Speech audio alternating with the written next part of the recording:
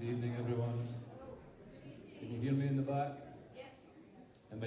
Still might be an accent problem, but we'll make it work. Good evening and welcome to Blend 25, night number 3 for the Lisette project. This is going to be a really special performance. Just a few brief acknowledgements before we get underway, before I pass the mic off to a good friend of Blend, Javier Leon, who's going to do a brief introduction to the ensemble. We are enormously grateful for the generosity of the following foundations, state and city commissions, local businesses, for their invaluable and continued support of our festival and our year-round operations. The Brabson Family Foundation, Alan Whitehill Clue's Charitable Foundation, the Indiana Arts Commission, the Bloomington Arts Commission, woo! The Bloomington Urban Enterprise Association, Visit Bloomington, Bloom Magazine, WFHB and WFIU. If anyone was listening to WFHB at 1:20 p.m., you might have heard Suzanne and Caroline. Anyone? Suzanne was there. Bloomington Gramophone, Steve up the back, who makes our concerts look beautiful, sound beautiful. And the Farr Centre for Contemporary Arts, our longtime festival home. We are also thankful to our community, especially the Polyphony Society members, among them our angels, Paul W. Borg and the Malamids. And to our benefactors, Bill Bouse, Joanna Blendolf and Erin Kane, Kathleen Cameron, Thomas Gerber, Linda Handelsman, Harlan Lewis and Doris F. Wittenberg, Lynn Schwartzberg and Peter Haralovich. Our performance tonight from the Lisette Project is generously sponsored by the Latin American Music Center at the Jacobs School of Music, the Center for Latin American and Caribbean Studies at the Hamilton Luger School of Global and International Studies at IU, with additional support from the Mellon Foundation and the University of California, Berkeley, for help providing the modern piano you will hear towards the end of the program. If you are interested in giving, we have a donations basket at the door. We have our giving tree over by Kirby, which I moved from there to there. And you can also make donations on our website. No donation is too small, and all of your help helps us keep our mission going and keeps the festival free for everyone. And with that, I would like to welcome Javier Leon to the stage to introduce our ensemble. Javier. Oh, there we go.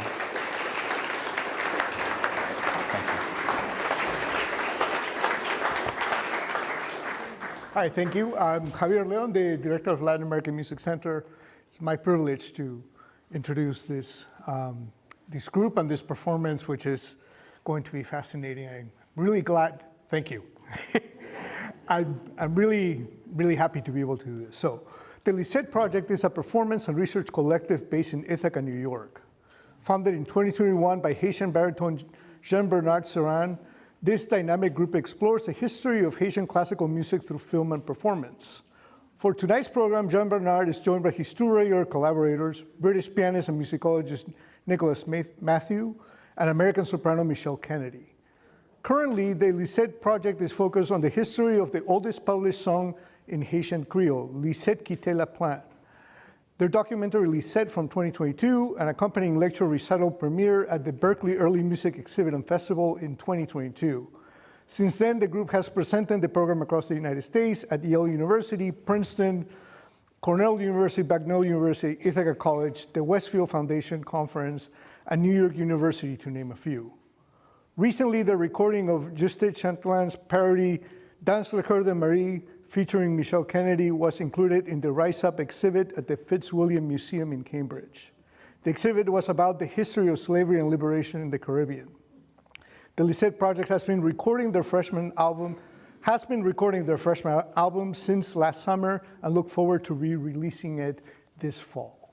So please, without much further ado, please help me welcome the Lisette Project.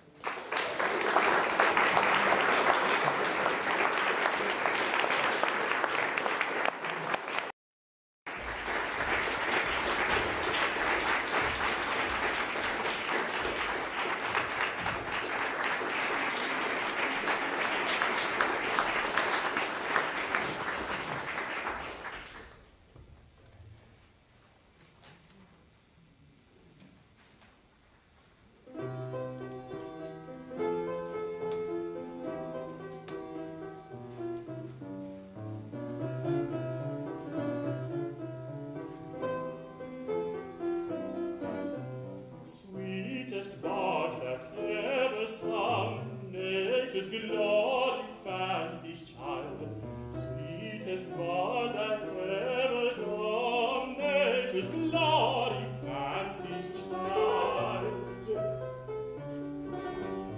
Never showed it wicked tongue, never showed it wicked tongue, never showed it wicked tongue. Wobble forth such good note wild, wobble forth such good note wild, wobble forth such good note wild.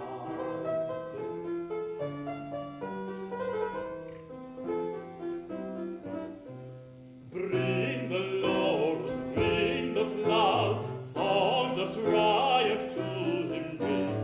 Bring the laurels, bring the flowers, songs of triumph to him raise. He united all your powers, he united all your powers, he united all your powers. All united sing his praise, all united sing his praise, all united sing his praise.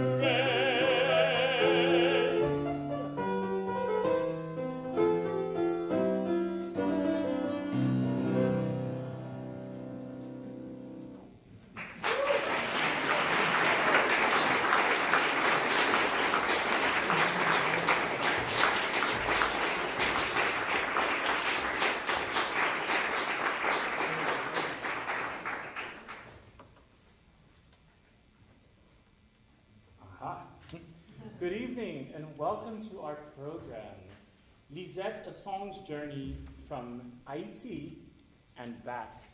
For the last 5 years, I have had the pleasure of touring this show, which seeks to enlarge your imagination about where classical music comes from and where it goes.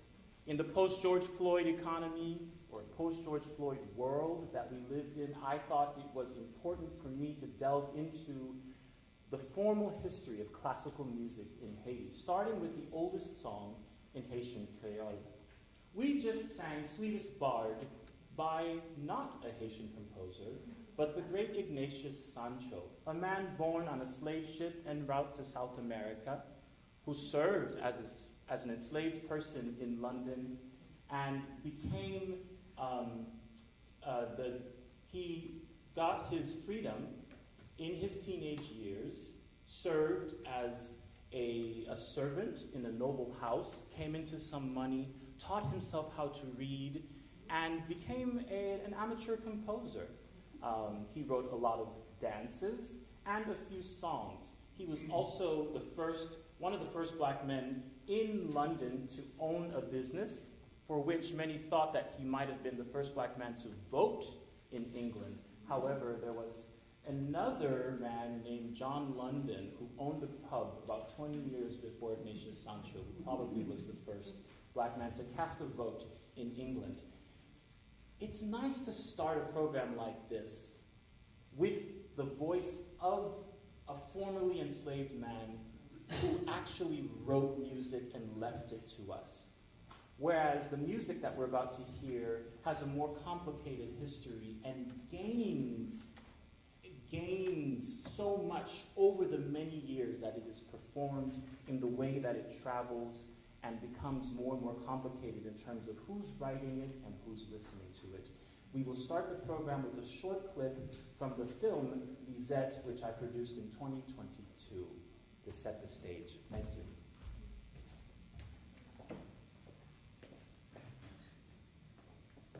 Our story begins in colonial Saint-Domingue, present-day Haiti, which was a French colony on the western side of the island of Hispaniola. The eastern side of the island was a Spanish colony named Capitanecy General of Santo Domingo, the present-day Dominican Republic.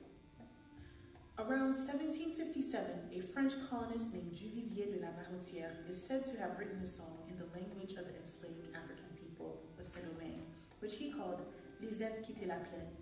Lisette has left the plain. Duvivier de la Marrotière set his lyrics to a well-known French melody at the time called Que ne suis-je la fougère? I wish I were the fern. The new song grew wildly popular among the elite and middle class of the colony. So, Lisette Quitte la Plaine is a song written in colonial Saint-Domingue. And its origin story is a little complicated because the first person to write about Lisette's origin story is a man living in Philadelphia who published a book in 1797. The man's name is Moreau de Saint-Méry, and the title of the book is Description topographique, physique, civile, politique et historique de la partie française de l'île de Saint-Domingue. And that roughly translates to the description of the geography, politics, society, and history of the French part of the Saint-Domingue colony. We find quite a wealth of literature written about the island published in Philadelphia, both in the late 18th century and the beginning of the 19th century. So in this book, Saint-Méry talks about a song that was wildly popular 40 years earlier, around the middle of the 1750s, so that put us around 1757, called Lisette Quitte la Plaine. And what's really cool about the song, and what Moreau's trying to do, is show the Creole language that had developed on the island. Henry Stoll is a PhD candidate in historical musicology at Harvard University. He specializes in the music of Haiti and the 18th and 19th century Atlantic world. Remember, a lot of people were reading travel literature during this time, including the writings of Moreau de Saint-Méry. And so to see this text written in Creole would have been quite intriguing, if not exciting, for many readers who were quite anxious for a glimpse into what life would have been like in Saint-Domingue. So Moreau de Saint-Méry tells us about another white colonist named Duvivier de la Marottière. We know very little about Duvivier de la Marottière. Public records tell us that he was born on the island and that he was a high-ranking official in the administration of Port-au-Prince.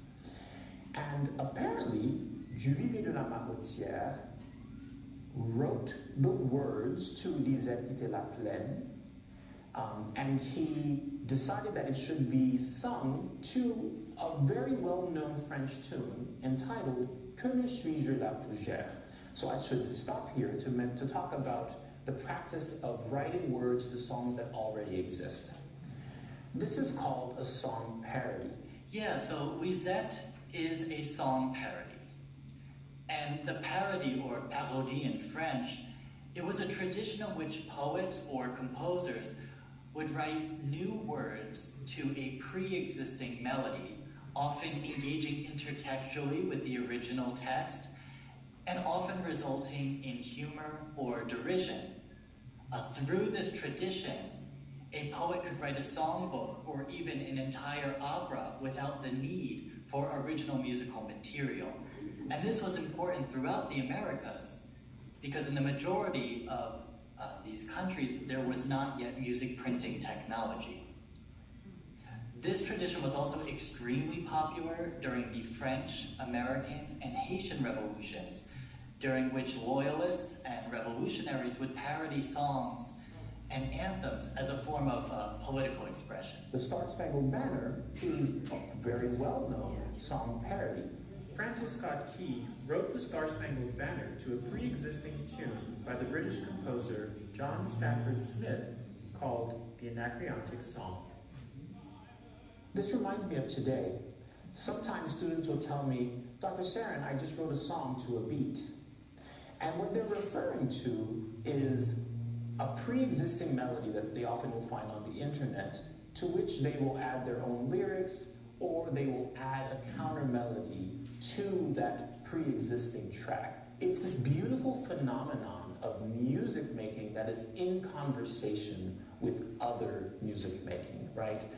Sometimes we obsess over creative genius being completely original, but back then, you know, someone could just write a really cool text and say, hey, sing it to this tune that you already know and already really like. Well, when we're talking about colonial Saint-Domingue, what we're really talking about was the wealthiest colony in the French Empire. So musically, what this means is it would have possessed many of the artistic luxuries of France. You had very lavish theaters that were performing the newest and most popular operatic works directly imported from Paris. You have concert societies, you have songbooks being written, you even have newspapers in which you would see some of the newly authored songs so that readers at home could perhaps enjoy them. You also had many instruments being imported into Saint-Domingue. We have examples of metronomes and horns and violins and pianos, and people who made those instruments would regularly arrive. I even have an example of a Stradivarius violin making its way to Saint-Domingue.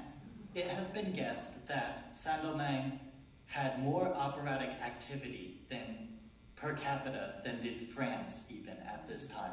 It was an extremely active operatic scene with many opera houses. And depending on the year that you study this tradition, the presence of Black Haitians, or what would come to be Black Haitians, would become more and more present in the 1780s, 1790s, into the early 1800s. You do see the presence of Black citizens of Saint-Domingue in the opera house. You did have also Black and often enslaved musicians playing in the orchestras.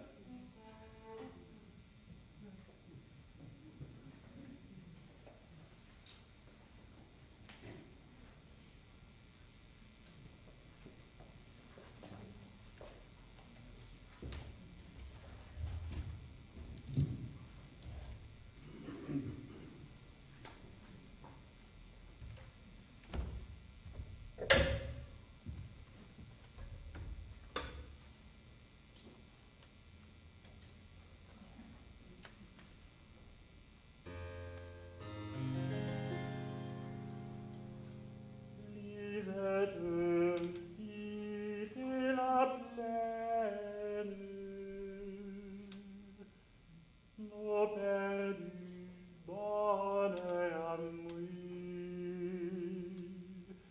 Yeux à moi semblent les fontaines, depuis mon famille réduit.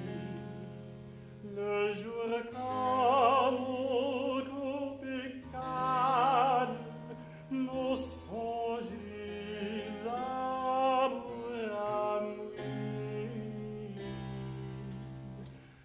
La nuit comme au dans cabane, endormi mon cabidouille.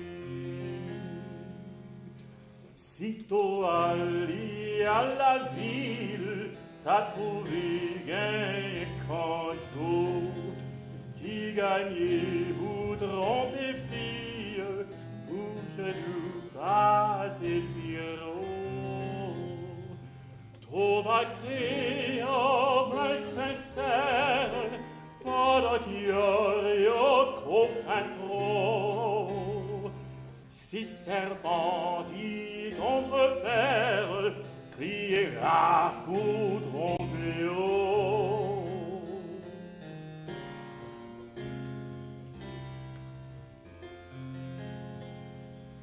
Depuis mon perdu Lisette, mon patouchi Alinda, mon quitté bram bram sonnette, mon papa de bamboula. Quand mon contré l'orte négresse, mon bagagne j'ai voulu.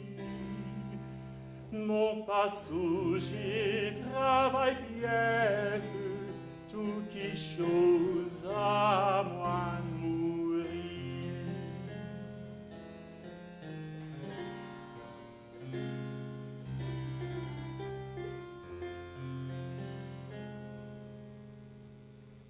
Mon aigle dans goyon souche,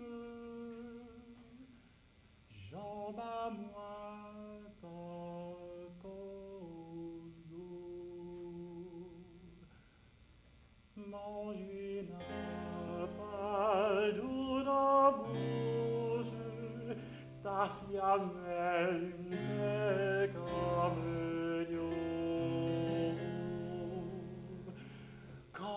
songe, toi, Lisette, qui as toujours dans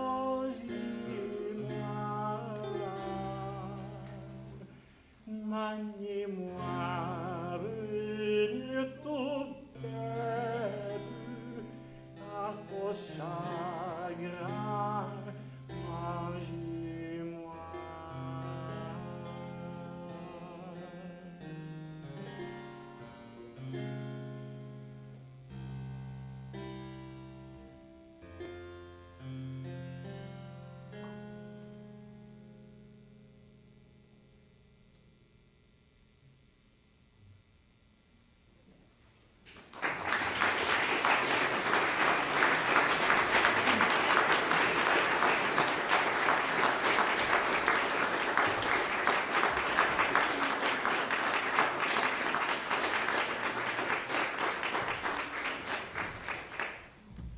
So we reconstructed what Moreau de Saint-Méry told us people were singing in 1757.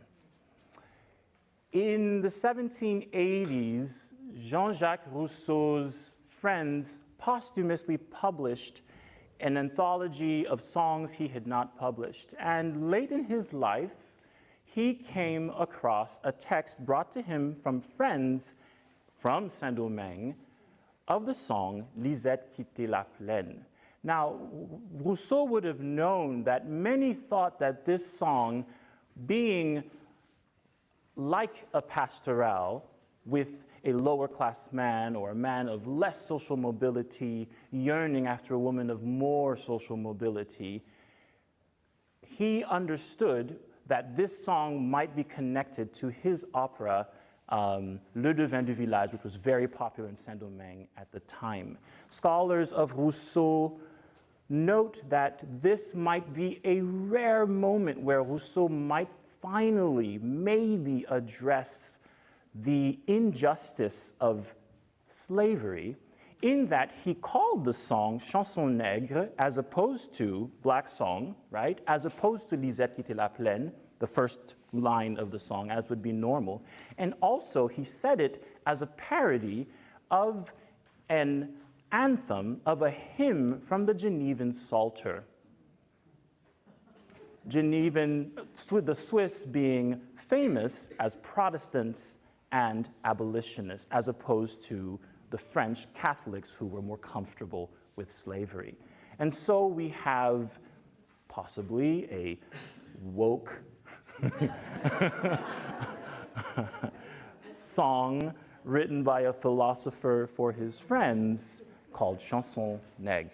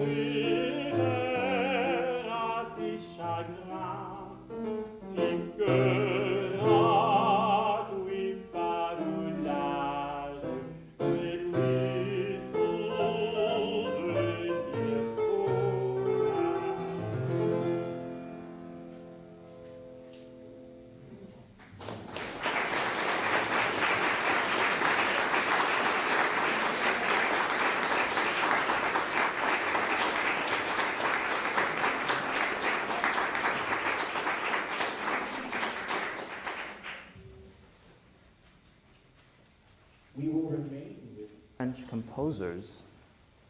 And I will invite my colleague, Michelle Kennedy, to the stage. Welcome, Michelle.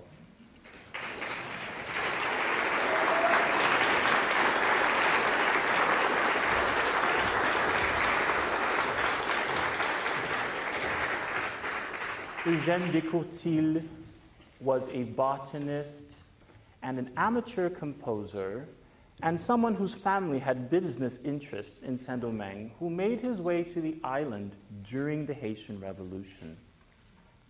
While he was there, he took copious field notes and actually published several volumes of beautiful images of flora and fauna. He took a lot of interviews of people on the island.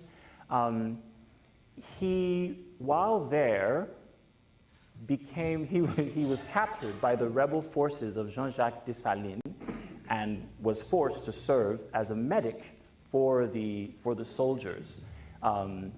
And he also, as a result of all of his interviews of the various African people on the island, he has notes about the Igbo people, for example. He has notes about like the various tribes that were represented. He wrote what he called an operatic duet. And it is preceded by a substantial prologue that tells the story of Ibrahim and Aza, who are separated in Gorée. If any of you have ever been to West Africa, you may have visited Gorée in Senegal. And in this prologue, it talks about these two lovers who are separated and sold into slavery. And Aza ends up in Saint-Domingue. Ibrahim takes longer to arrive on the island, and when she comes, he, rejoices in being reunited with her, and they spend time together, and he teaches her how to speak Creole, and eventually they sing this love duet. But clearly, this song harkens back to the original Lisette Quitte la Plaine, where you have this man who is reunited with a woman that he has been yearning. And there are literally like lyrics that are shared between the two. So this is the first original, non-translated, with original music, love duet in Haitian Creole, written during the Haitian Revolution around 1801 or 1803.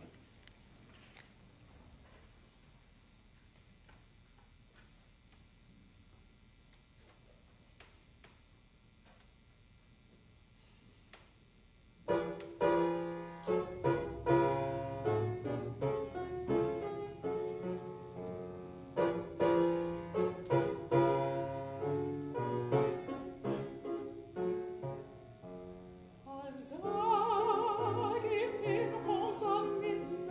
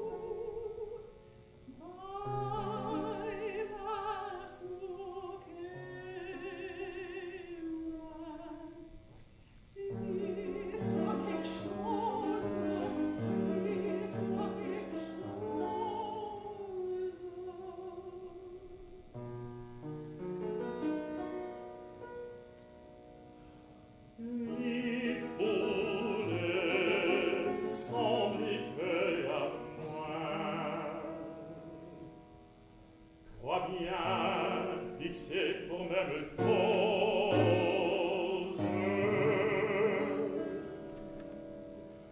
Vous chatouillez, tous passés s'iront.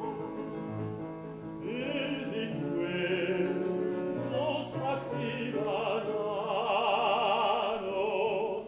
la main s'envie jusqu'à l'éon, qui se crée basé jusqu'à Cannes.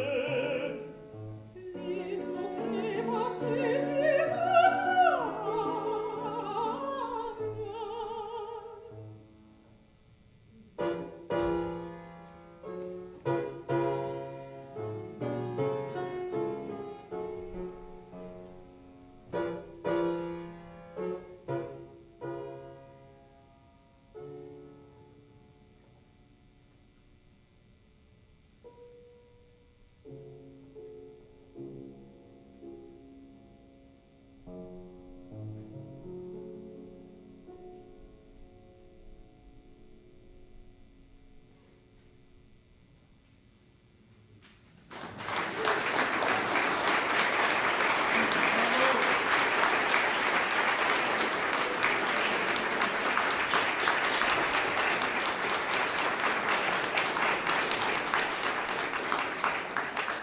We move forward in time now, about 20 or 15 years, to the court of Roi Henri Christophe, king of the north of Haiti, where opera remains alive in the new republic. My colleague and friend, who's now at the University of Michigan and no longer at Harvard, where he was in the film you saw, Henry Stoll, likes to say that what we can learn from the Haitian Revolution is that Haitians historically, rather than canceling things, rewrote them, adopted them, and just rewrote them. And in the court of Henri Christophe, Juste Chanlat, who was the secretary to the court and a man who loved opera, would write new operas with stories about free and vibrant black people at the center of a black republic with a black king. And one such opera, L'Entrée du Roi en sa capitale, is a parody opera where he has reused music but rewritten words. I do hope that many of you, that most of you, that all of you have the words because they're so important. If you don't have them, please go get the lyrics at the table so you can follow along. But this is Dans le cœur de Marie, in the heart of Mary, which is an ode to Henry's wife. And Dans le cœur de Marie actually is clearly an ode to the original German by a certain composer that we all know. And think about where does this come from, and I'll see if you get it right after the performance.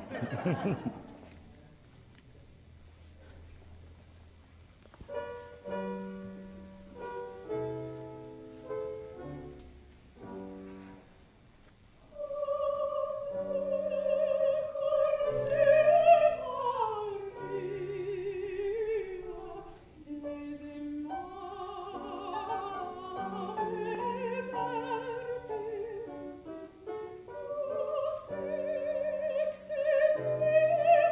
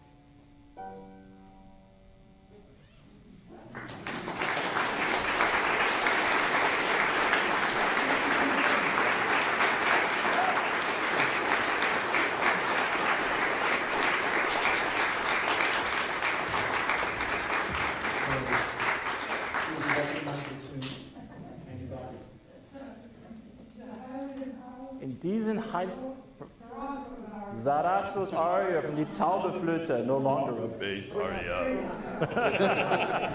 but a soprano aria. In diese heilige Halle, right, in these holy halls, and then now in the heart of Mary as opposed to the halls. An ode to women as opposed to, you know, a fear of women. Very different aria in Haiti than in Germany. Just Chonlat, author of the words that you just heard, was very active during the Haitian Revolution years before. So we're going to kind of go back in time a little bit, back and forward, because I want you to hear the two songs as a set, and that will conclude our first half. Two anthem parodies from the Haitian Revolution, the first, and a parody of the Marseillaise, and a parody of the Star-Spangled Banner many years later, 1840. The Star-Spangled Banner parody was reconstructed by a mentor of mine, Mark Clegg, from a poem published in a journal, in a newspaper by A.E. Atlee in around 1840 in Battle Creek, Michigan. Part of my mission in this program is to consider the history of slavery, to consider the history of slavery as it sounded in terms of the music that was written about it, to broaden my own and my audience's understanding of the legacy of the Haitian Revolution in terms of the fight for freedom around the world. I teach at Cornell University, and when I was 16, I took a summer course called Freedom and Justice in the Western Tradition at Cornell many years ago. And in that class, we learned about Voltaire and Rousseau. We learned about Martin Luther King. We learned about Gandhi. You know who we didn't learn about? We did not talk about the Haitian Revolution, which is kind of wild. You know, Dr. Kramer, may he rest in peace, unfortunately is no longer with us, you know. I teach at Cornell now, and my students hear about the Haitian Revolution. and just how seminal, right, that event was to the liberty of the rest of the world. And that they were in conversation constantly with what was going on in other places. So let us start with a parody of the Marseillaise, followed by a parody of the Star-Spangled Banner, and then a 10-minute intermission.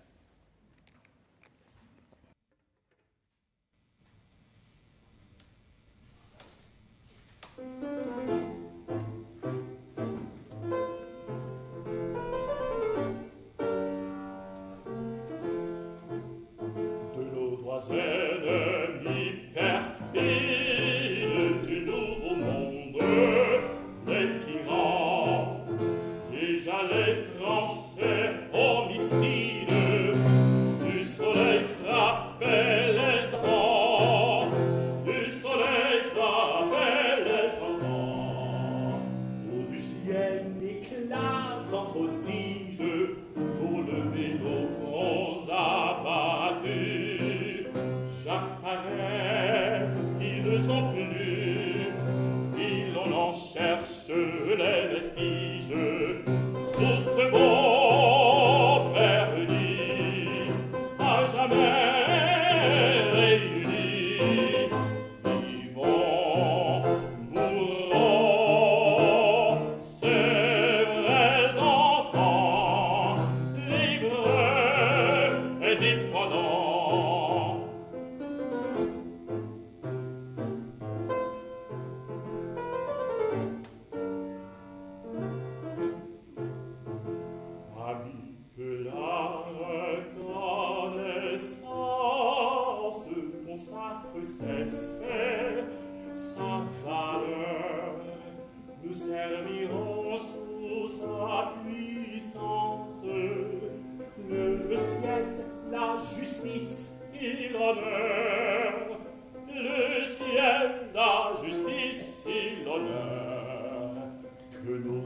enfant dès le bas âge, elle m'a béni son nom.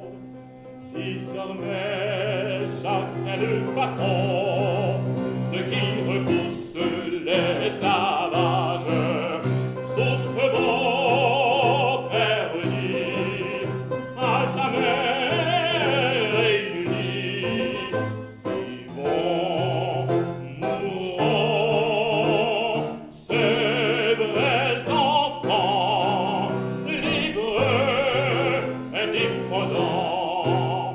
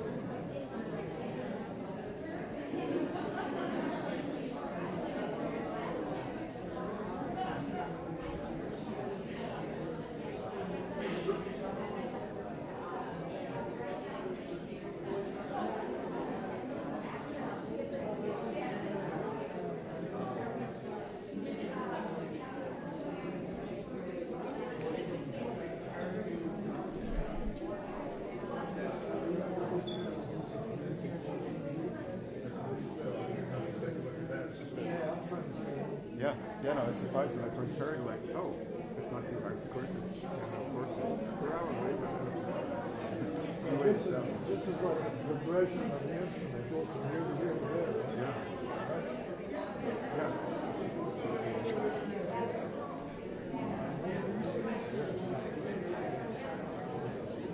Got the little risers. Wow, like the piano.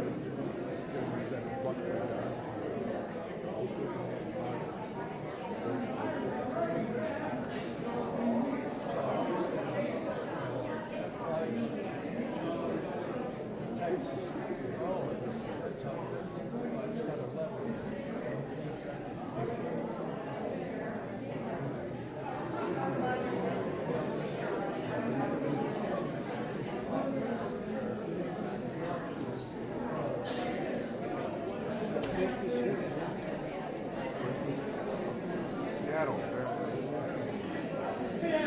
Our harpsichord, there's one really great harpsichord maker. He's here tonight. Oh, really?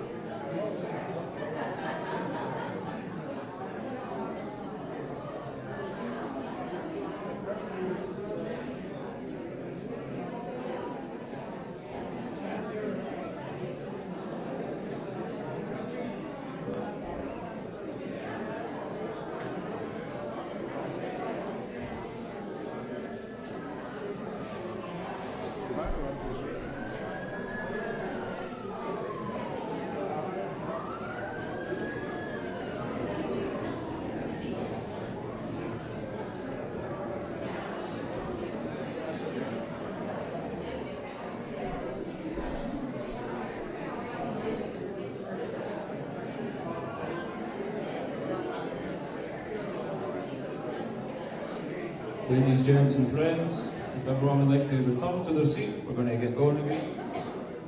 Please return to your seats. The show will commence shortly.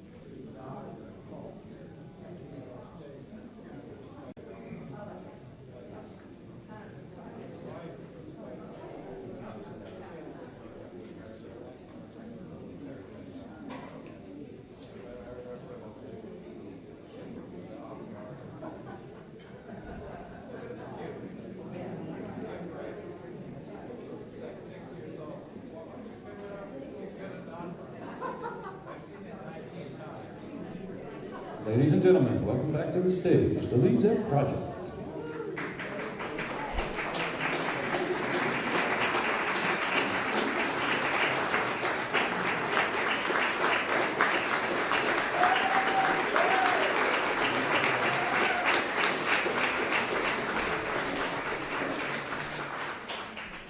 Excuse me for skipping between keyboard instruments. This is an introduction to some of the diasporic music from Haiti, and specifically the Haitian diaspora to the United States. Probably the best known, at least it's a composer that you would probably encounter in piano repertoire classes of the sons of Haitian refugees, was Louis Moreau Gottschalk. And the Gottschalk family were a Creole family, although his father was a Jewish banker from London. They lived in a multiracial household in New Orleans, which means both that he had half siblings of colour, but also his father invested in the slave trade. They also perpetuated the various racial distinctions and exploitations of their period. And Gottschalk himself ended up one of the most famous piano virtuosos of his period, in part by doing what we'll see some Haitian musicians do later in this program, going to the colonial metropolis, going to Paris, and styling himself as an exotic Creole subject. He was tremendously sexy, and at the end of his concerts, every single railway platform was filled with distraught young ladies waving handkerchiefs. The most important thing about the piece I'm about to play for you is that it was probably the earliest incursion of what was understood to be a kind of black Creole music from New Orleans, which I think we can justifiably regard as part of the larger Caribbean world, into the Parisian salon. And indeed, it was the first, this piece, it's called Le Bananier, or the Banana Tree, the first of a handful of very, very popular piano salon pieces that Gottschalk composed that made his reputation in 1840s Paris. This was such a hit that there were moments in the 1840s when you could go to concerts on which this piece was being played on 4 different programs simultaneously. Georges Bizet kept this in his locker for his whole career. He would bust it out at parties. This is party piece. And while perhaps its exoticism, which is based on really a loose set of variations from a marching song that would have been ambient in the squares and streets of New Orleans called En Avance Grenadier, Advance Grenadiers, a kind of military song, while its exoticism might not be immediately plain to us, you can see that in the course of the piece, as well as showing off a lot, he tries to give it this flavour of Creole otherness that might appeal to the Parisian salon.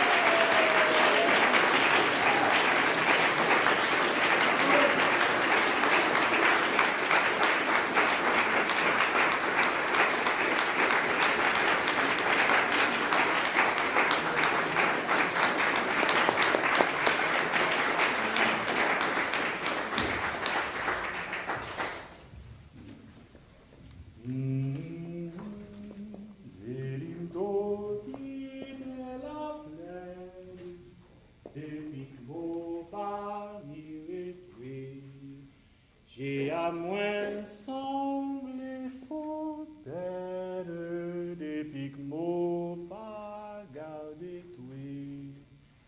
Les jours comme beaucoup pétales, mots pensés, l'amour à moi. La nuit comme au dans cabane, c'est encore doué que mots changés.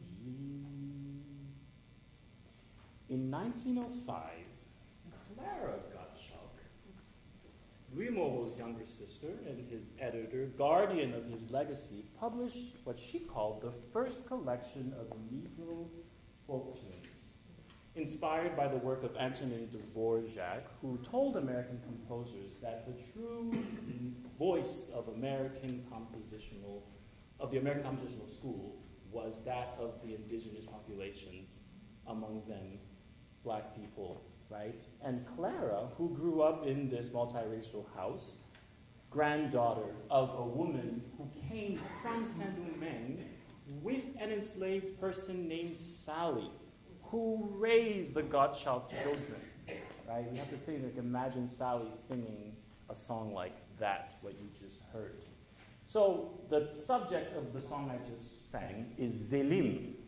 However, Zelim is quitting, or is leaving, La Plaine, right? So it's a third iteration of Lisette quitte La Plaine, this time in Louisiana. And as I found, whenever we talk about Lisette in Louisiana, sources will tend to talk about it as if it was just from Louisiana. But actually, we know that it comes from Haiti. And Clara Gottschalk was literally raised by a Haitian nanny in a house with her Haitian grandmother, right? So one more thing. Sorry, this is a kind of a long introduction among the introductions. The song we're about to sing, Maud Cuny-Hare tells us, is a kalinda. And I want you to pay attention to the rhythm of the music. Nick told us that Georges Bizet was particularly fond of music from Louisiana.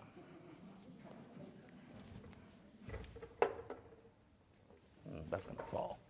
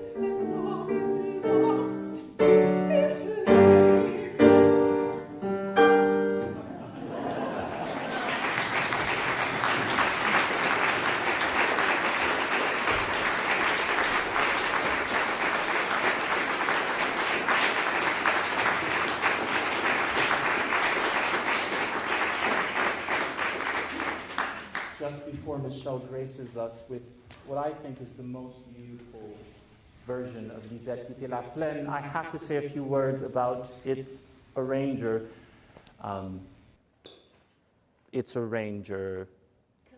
Camille Nickerson. Wow, being human. Camille Nickerson, diseuse, raconteuse, griot, self-exoticizer, though I don't love that term because she was just proud. And she would dress up in her Louisiana garb and travel around the country telling her stories and her culture to the world. We have program notes from her Carnegie Hall program, right? And she put this music on the map, situated this music within the classical canon. And not only did she collect the music, but she also published it, and therefore gave this music to people like Matilda Dobbs, who I think has, with all deference to our gorgeous Michelle, right? Go listen to Matilda Dobbs' version of Lisette Quitter la Plaine. It's on YouTube. So our last version of Lisette by Camille Nickerson.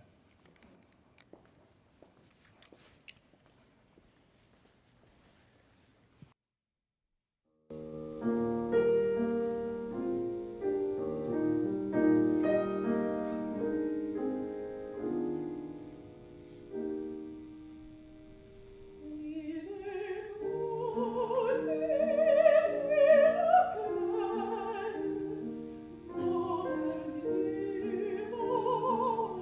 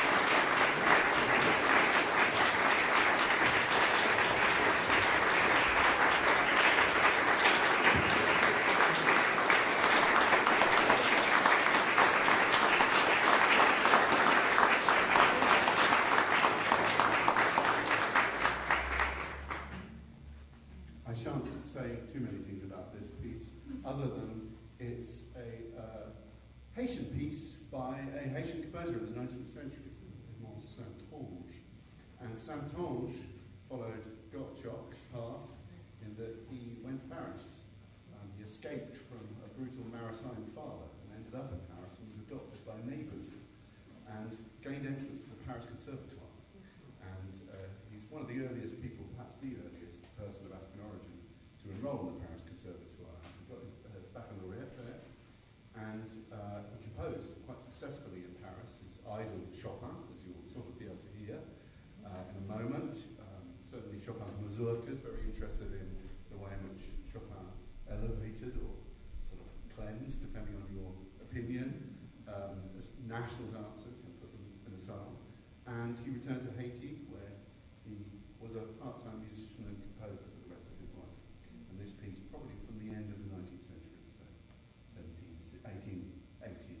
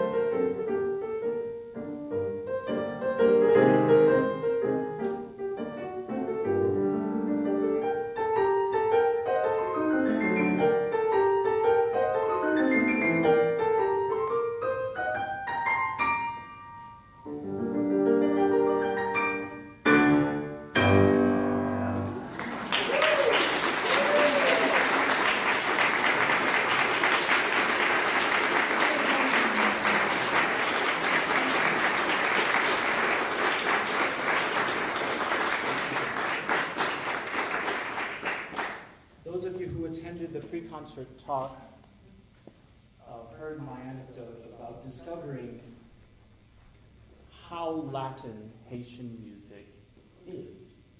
And my discovery that it wasn't that we were imitating other Latin countries, but that oftentimes they were imitating us because it's all one region, it's all one nexus of developing music that is in conversation with itself. And the Kalinda, which our protagonist in Lisette tells us he does not want to dance, right, is part of this nexus of dances and syncopated dances in 2/4, which are a combination of the West African dance style and the French contra dance that makes its way, that becomes the Kalinda in Haiti, that becomes the Merengue in Haiti, that makes its way to Cuba and becomes the habanera and the contradanza, which sailors then bring to Spain, which ends up in Bizet's pocket, Bizet, who know a lot about the Caribbean, such that Carmen, she's a really problematic character, right? So the way Romani people are depicted in European works, right? But in many ways, Carmen, in that iconic moment, is actually hearkening back to somebody in Haiti at that moment when she's singing the Kalinda. We didn't have time to talk about cocotte and women of pleasure in Saint-Domingue, which would have been another source for Lisette Quitté la Plaine, another kind of person who would have been writing those words and dancing the Kalinda like a Carmen, right? And Bizet in the 19th century would have known that. It wouldn't have been foreign to him. But we are so far away from that past because Haiti is no longer the pearl of the Antilles, right? But he would have known that. So here we are now in our program in modern Haiti, 20th century Haiti. And there's a very specific context that the songs you're going to hear next exist. We are now in between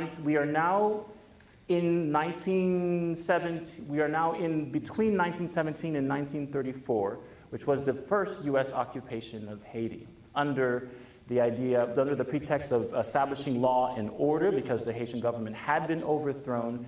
Woodrow Wilson sends troops into Haiti, take over the government, take over the National Bank, dismantle the army, right? But also establishing a Jim Crow regime in a country where black people were more prominent, right?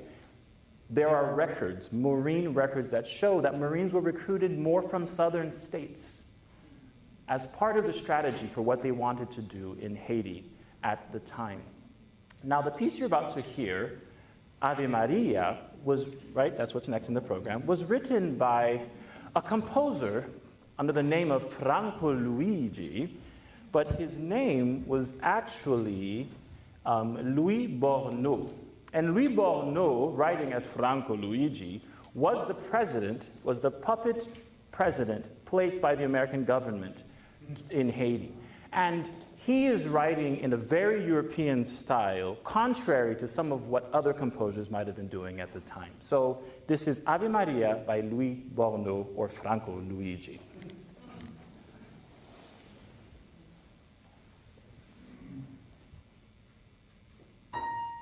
Ave Maria.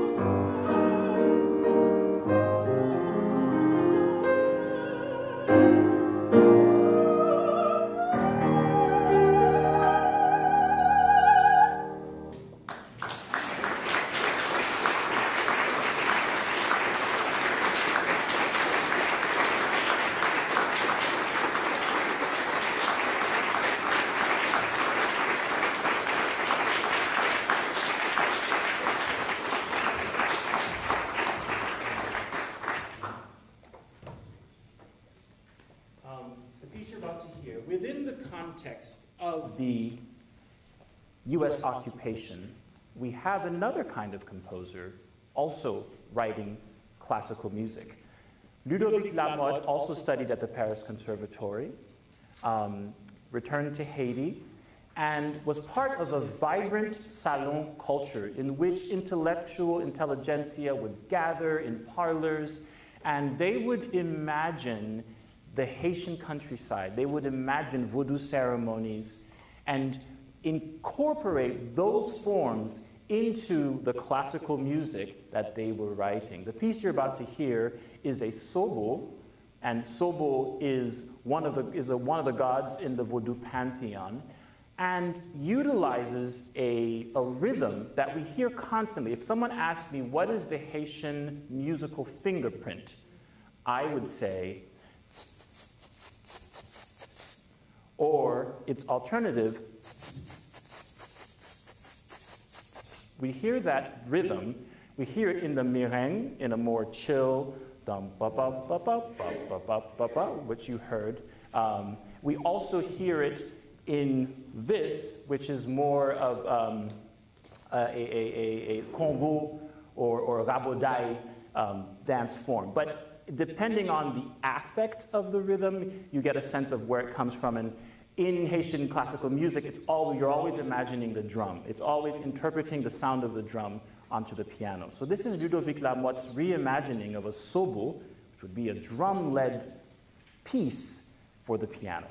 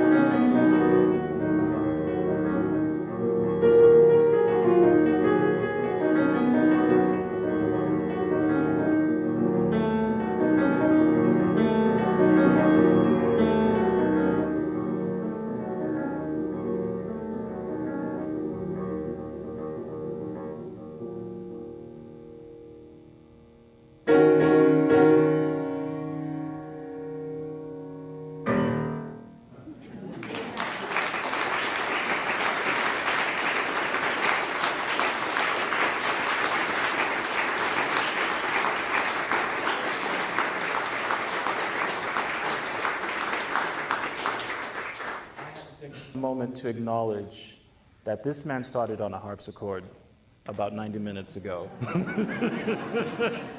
and just played sobo with as much nuance and fire, of a Haitian tambour.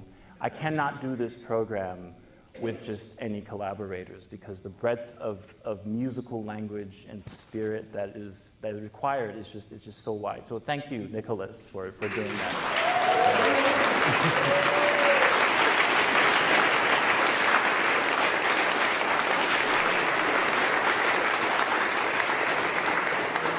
In 1929, Jean-Price Mars, doctor, ethnographer, leading noiriste Noiriste, which Noirisme is the sort of black power movement of the Francophone world, publishes his seminal Ainsi parla l'oncle. In that book, which traces the history of the Creole language and tries to situate the African history and heritage of Haiti as national pride, as something to be proud of, within the context of a society that is like obsessed with Europe, that only thinks of Europe as anything of value, right?